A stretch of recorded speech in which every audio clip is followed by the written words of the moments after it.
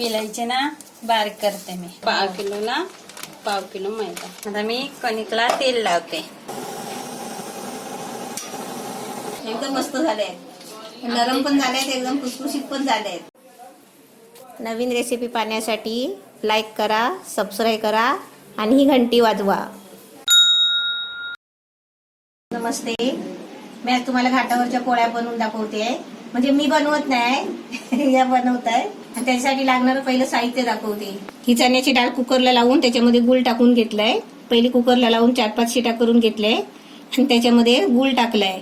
आता ती गूळ टाकून आहे ना कडे ठेवले गॅसवर, त्याच्यामध्ये गरम करून घेणार आहे। आता मी ह्यामध्ये गूळ टाकते आणि एक मिश्रण करून घ्यायचं। आता हे गूळ टाकलेलं सर्व आटवून घ्यायचं आहे ना, सुकं करून करून घ्यायचं। हा, विलायचे ना बारीक करते मी पुरणपोळीमध्ये टाकते। मीठ थोडस। आता हे मैदा, पाव किलोला पाव किलो मैदा, गव्हाचं पीठ दोन्ही मिक्स घ्यायचं। गव्हाचं आणि मैद्याचं मिक्स घ्यायचं। नरम राहते पोळी। आता तू घट्ट गोळा करणार काय सुका गोळा करणार? चपातीला करतो तसा? हो।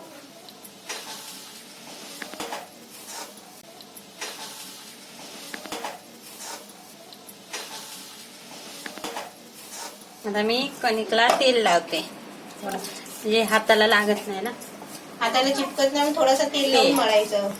आता वेलची टाकते। हा, आता हे पुरण करायचं चाललंय। चाळणी मधून काढून घेते ना, चाळणीमध्ये काढून घे। खाली पडतंय काय बघ? हा, पडतंय।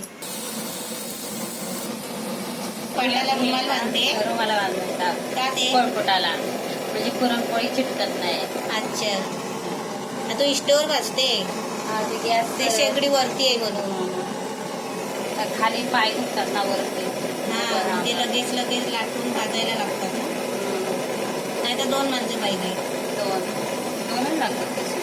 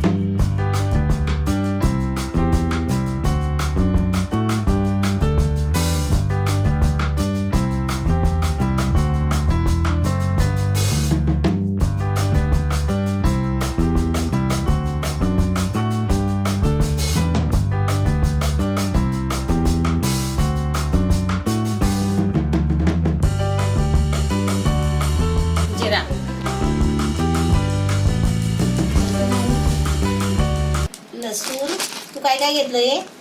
लसूण आणि खोबरं, सुका खोबरा आणि कोथिंबीर। म्हणजे जिरा पहिला वाटून काढला काय? हा, ते जिरा साईडला वाटून काढलं, तेलामध्ये टाकायचं। नंतर ते तेलामध्ये टाकायचं। अख्खं पण टाकू शकतो, अख्खे पण टाकू शकतो।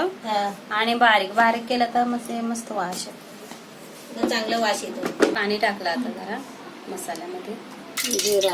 जिऱ्याची पावडर, तेजपत्ता, मोहरी, मसाला वाटप,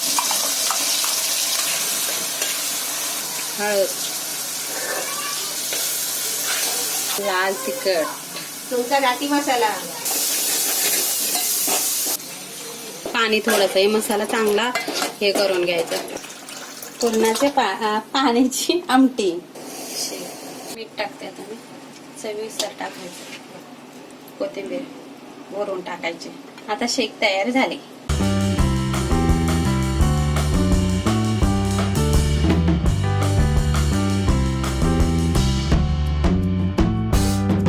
पुरणपोळ्या कशा झाल्यात बघा, टेस्ट करा। तू पण खा ना।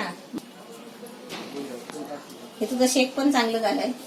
आम्ही याला आमटी बोलतो, तुम्ही शेक बोलता। एकदम मस्त झाले, छान झाले, एकदम खुशखुशीत पण झाले आणि मऊ पण झाले। तुझे शेक पिऊन बघते। आमच्यावर दुधाबरोबर पोळी खातात, चहा बरोबर खातात। आम्ही पण काय काय माणसं बघ गुळवणी करतात। आमच्याकडेच बनवतात। गुळवणी करता तुम्ही? गुळवणी करते, त्याच्यामध्ये दूध वाटते। एकदम मस्त झाले, छान झाले एकदम। तुम्ही भाताबरोबर पण असं खाऊ शकता, भाताबरोबर खायचं आहे ना। पोळ्या कशा झाल्या सांग.